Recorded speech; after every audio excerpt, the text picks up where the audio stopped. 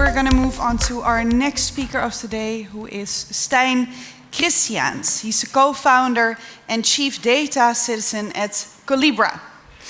At Collibra, he drives data strategy and innovation, building what he calls the citizenship of data, making data everyone's business, not just for people in IT. Before founding Collibra, Stijn was a senior researcher in applied semantics at the University of Brussels, de Vrije Universiteit van Brussel, I should say in Dutch. And he holds an advanced degree in IT, AI, and corporate governance. I mean, if we're not going to soak up some knowledge, I don't know where we will. He will talk to us about from SaaS to data company, building moats, expansion, and new revenue streams. Can I get a round of applause for Stijn?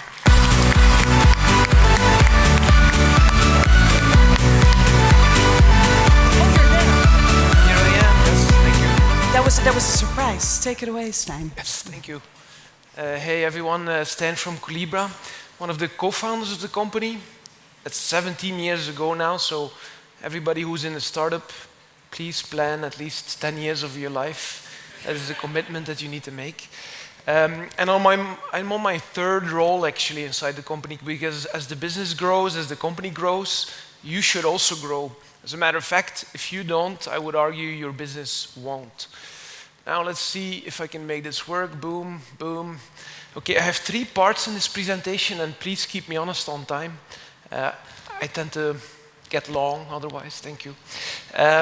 So I have 3 parts. First, what is Collibra? And that's a plug for what we do, but don't worry about it, it will be fast and you'll forget it soon. The second part is how we got to where we are and some of the lessons we've learned along the way. I have slides with a lot of text where you can take a picture, so it's easy. And then the third part is how we're actually transforming also, because AI is sort of, you know, the new disruption, whereas SaaS is the old one, right? So what does that mean for all of us? What does that mean for us and how we apply it? Okay, so first let's start with the plug. Data is getting more complex and more important. There's more stakeholders. Our market is enterprise, so large organizations. And they have a lot of people involved with data projects. They have a lot of data projects. They have a lot of technologies. So the complexity for those organizations to do something with data is big and getting bigger. And AI is making that gap between companies who can and who cannot do data even bigger. And this is getting worse because AI's revolution is faster than the ones who came before. And what happens is now agents do stuff for you, which is a little bit terrifying. Not because of Terminator, just because of AI slop, right? As long as there's no human in the loop, AI is really going to cause big messes. So the problem that we see in these large organizations is that they think they can do governance in small pockets, in a small team, in a small technology, but governance is really an organizational problem, not a technology-bound one. And organizations today are fragmented at governance all over, making the problem bigger. And then this is Collibra's big, what we call marketecture slide. It's like an architecture slide that you can use for marketing purposes. And we update that every few years because, of course, your industry changes. Like, for example, the left-hand side of this slide is where the war is ongoing now in the cloud for the compute layer. And this is also where catalogs start to appear. Collibra is known, amongst other things, for a catalog. But then 4 or 5 years ago, all the hyperscalers, including Microsoft, came out with a catalog. And as a scale-up or startup, whatever you want to call us today, it's very scary when Microsoft enters your game because they commoditize quite brutally. They don't care about you. They just throw this stuff on the market, and all of a sudden your oxygen, aka the cash in your business, might be out of the room. Anyway, we found our way around it, obviously, because we've been at it for a while, and we solved something that they do not, and that is all listed in this slide. But like I said, you're not interested in what Collibra does, and you'll forget tomorrow. All you have to remember is that when an organization has to deal with data and has to deal with the governance challenges of data, the ownership, the responsibility, the processes around data, that's Collibra. So let me explain to you how we got to where we are today. And it's not always a pretty journey, by the way, but I'll teach you some lessons along the way. And here I think is the most important slide I'm an engineer by training. So as an engineer, you tend to navel gaze. I got to build some more code, put some more features. But really, a lot of your success is not determined by you, but rather by drivers happening in the market. So we started our company in 2008, with great financial crisis, and then we're like, why is everything so hard? We were so naive, we didn't even realize, right? But what happened is our buying persona, the chief data officer, aka the boss of data, that role didn't exist at that time. So we were selling something to the buyer that didn't exist yet. There were about 15 chief data officers back then, and now there's over 150,000 worldwide. So our TAM, our target addressable market, really grew because data became more important in the market. We were just lucky for that to happen. We were at the right time, at the right place, and flexible enough to cater for that new audience who really didn't know what they needed yet. Right? So we were hitting a moving target. And this is us in the beginning. It was more hair, less belly. That's what happens along the way. But what you're seeing here is an extreme lack of diversity, not the diversity that is in the news a lot, but really in skills. We thought we started with a complementary team, but they're all engineers and computer scientists. So we had to onboard our 5th co-founder a little bit later because we didn't sell anything. These are the slides with the lessons learned along the way. And what I would advise all of you is please get yourself a mirror, whether that is individual, a coach, or a mentor, or organizationally, a board. Please do this to yourself. Every startup founder that I meet that is like looking at me like, oh, look at this old geezer, getting a board, that's going to slow me down. That's exactly what we believed also in the beginning. But we were forced to get a board by our chairman, Tony, fortunately, because that saved us from bankruptcy multiple times. And all the founders that don't get a board, I meet them 18 months later, and you know what they're facing? Co-founder challenges. You know what they face 18 months later because of said co-founder challenges is bankruptcy. So please get yourself a mirror, get yourself somebody who keeps you accountable every quarter and who is committed to your success. Pivoting a company, we also did that along the way. I'm not saying you should, but you have to adjust to the market. And the one lesson for me there is, look at this slide on the left-hand side. We claim as Collibra to do all of those things. Each of those things is a software category in itself, which probably has 20 vendors. So Collibra claimed to be an expert in all of those, aka to the audience, an expert in none, which is why in this specific exhibit in Germany, nobody came to speak to us for 2 days. I thought it was the Germans being weird to Belgian people, but I think it was just us. Now, we grab people, right? We do boots a lot, so we grab them, but still. So we pivoted to this data governance position. And I think there, I've always gotten a little bit annoyed by people who are like I need to strategize a little bit. I work on strategy. I've never known what that meant, except maybe that they were full of hot air. For me, strategy is very simple. It's something you do by meeting with your team offsite every quarter. You look back at what you've done, you try to get a picture ahead of the longer term, and then you just work your ass off for another quarter. And then you look back at what you've done again and see if you're still on that same track or if you need to adjust. Somebody who's doing strategy every day is really doing nothing, probably. That's just my opinion. Thank you. What is also very important to be successful as a SaaS company, and we were not a SaaS company in the beginning, I'll tell you about that a little bit, but you need to buy an island. Thank you. I think it's the first time in 10 years that I make this stupid joke and finally somebody laughs. Please do not buy an island, please. This is just a picture. That island actually exists. It has nothing to do with us. But what I want to share in this slide as lessons learned is you got to be in the market that is important to you. We're Belgian, small country. And our market, we set out to create a global enterprise software company, which really means you got to win the North American market. That's the biggest market. We didn't have money to do that, so we had to do it by prospecting for 5 years. It's quite brutal on the home situation. But then after a while, we did have enough business and resources to be able to make that move. And all of a sudden, your runway goes divided by 3 because, America is expensive.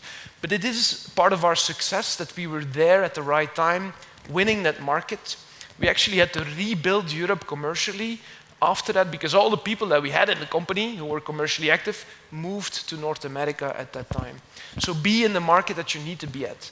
By that, I'm not saying go to America. By that, I'm saying what is the market that is important for you and how serious are you about conquering that market? And then a few more lessons. So for the more technically minded amongst you, this was a lesson for me at least.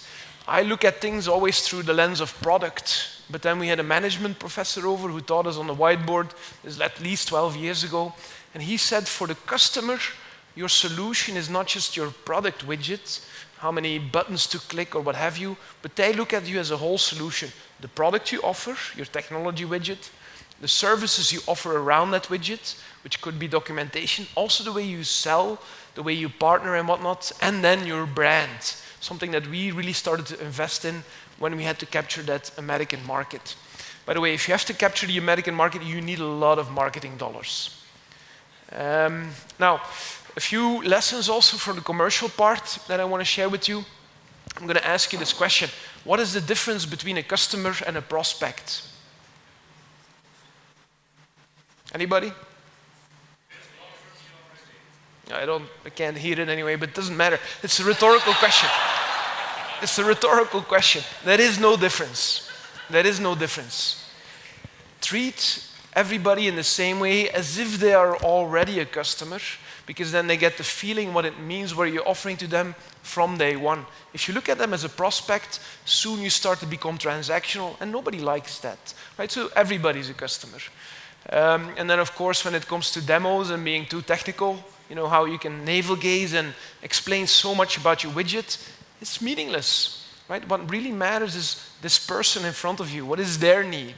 What is their organization's problem? What is their career objective? And how can you attach your widget to that specific business problem, right? So this is also a good slide to take a picture of. I'm not going to explain it. I mean, it's pretty self-explanatory. Then the product, if you're in the product function, I've ran a few functions at Collibra, but product, you really have to see it as part of a bigger whole, right? So it's not just the product you're building, but you're working with your field resources, your salespeople. Together, you're building that overall solution, even with partners as well. And then partnering, I think, I've led partnerships for a long time at Collibra. You really have to have a lot of patience to partner. You have to think in 3-year horizons, not in quarters. I'm not that patient guy, so somebody else is doing it now, probably worse than I did it actually. But anyway, partners are very important. Think about consulting partners, but also as a technology company, think about who is your bigger technology partner that you can be a symbiotic organism with for a few years. Now, a few years later, they might be your competitor. We see that all the time. Even AWS called us a competitor. Google said we're your friend. But in sales cycles, the reps are still saying, you can do everything in Google. Collibra, these are not the droids you're looking for. Even though we're partners and they already have Collibra. So that channel conflict is just natural. And then, when it comes to this topic of this conversation, SaaS, right? Well, I'm going to skip over all of these, but you got to keep growing. And the perspective I want to share with you is the perspective of Ben Evans over there. Because what he's describing, and you can see it on this beautiful slide that I made myself on top of his slide, what he's describing is that the technology industry moves in platform disruptions. These are 5 or 10-year waves. And we've all experienced some of them. Maybe some of you have done mainframes. I've seen the PC come into our village at home, right? One guy had a PC. And then the web around the 2008 time, the smartphones and the cloud. The cloud, this is the SaaS era, right? And clearly, there's a lot of money to be made still in the SaaS era, but we've already entered that next platform disruption, which is AI, and we're about 3 years in. So there's another 5 or 7 years of change and business to be made. But I think what I want to share with you, by the way, we started in this time on-premise, and we had to become SaaS. That was a 10-year journey for us to transform into SaaS. in which we lost customers because we forced our customers, go into the cloud is the future. And they're like, we don't want the cloud. Well, go into cloud or you have to leave us. And they're like, okay, bye-bye revenue. So don't be afraid to make those changes, but also really make them wisely because, okay, yes, you can bet everything on the new thing and all the change, but there's a lot of creative disruption there. So like 99% of the red ocean AI startups are going to fail, by the way. It's going to be very painful in the next 3 years, but that's okay. That's just part of doing business. But what you can also do very smartly is from the lessons of Jeff Bezos. Don't plan your business on what is going to change, but plan your business on what is going to stay the same. These things are still here today. IBM committed to investing $100 billion in US domestic manufacturing on mainframes. They're still around. These things are still around. These things are still around. These things are still around. So whatever is new and exciting and the next shiny widget you want to chase, that's fine. But plan your business also on the things that don't change, because that is what individuals or organizations are still dealing with today. It's not just the next week's agent. And the thing that is important on this AI wave is that it is moving faster than previous waves. When we had to transform it to a cloud company, it was sort of easy to predict. You have a data warehouse, Teradata, and now the data warehouse is moving into the cloud, Snowflake, BigQuery, whatnot. That's pretty easy. It's the same architectural pattern. This disruption is much harder to look around the corner of because it is moving so fast. For example, in 23, it was all about what I call infrastructure, LLMs and whatnot. But already in 24, that moved in 1 year time, the disruption moved through the application stack all the way to the application layer with agents, which is all the hype today. It never moved, the disruptions never moved that quickly through the stack. So it is moving faster, that's very clear. And that requires you to adapt, to think about, okay, what new features can I offer that I couldn't offer before? But it also requires you to reposition yourself in the market, right? So for us, we are the data governance leader for large enterprises. And we said, okay, what is going to happen now that AI is here? Well, you'll need more guardrails and controls for this AI. So we'll call that AI governance. And in January of this year, we shared our vision with the market to say, this is going to be unified governance, which is data and AI, data analytics, data quality and data governance, and so on and so forth. I can talk about it for a long time, but I shouldn't. Now, after 17 years, because of these disruptions also, it still feels like you're getting started. If you're in technology, as soon as you think you've made it, you start dying. I think it was Steve Ballmer, the Microsoft guy, that messed Microsoft up a lot. But he says that technology companies are like sharks. Sharks need to keep swimming to keep oxygen, and technology companies need to keep innovating to keep their business. So after 17 years, still the same game, just at a different scale. Happy to follow up with everyone after the event or online, and I wish you all the best of luck. Bye-bye. Thanks, Stijn. Thank you so much.